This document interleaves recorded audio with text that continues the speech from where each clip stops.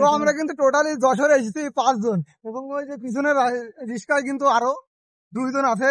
আসলে জার্নি করাটা কি বলবো, মানে খুবই ভালো লাগে। তো একটা বিষয় কি জানো, মানে টাকা পয়সা গুছিয়ে বালিশের তলে রেখে কোনো লাভ নেই।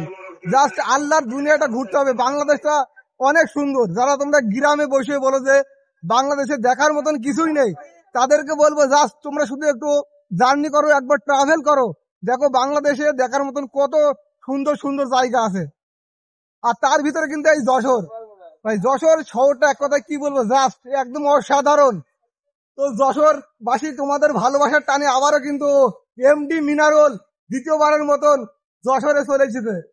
যশোর ঘুরতে এসে তোমার জন্য ফিলিংস হচ্ছে হোক, আমরা সিঙ্গেলেই ঘুরতে আসা লোক, জাস্ট রিস্কায় করে ঘুরছি, মনের ভিতরে যে কি একটা ফিলিংস কাজ করছে সেটা হয়তো তোমাদের বলে বোঝাতে পারবো না। আরে যে আমার মামু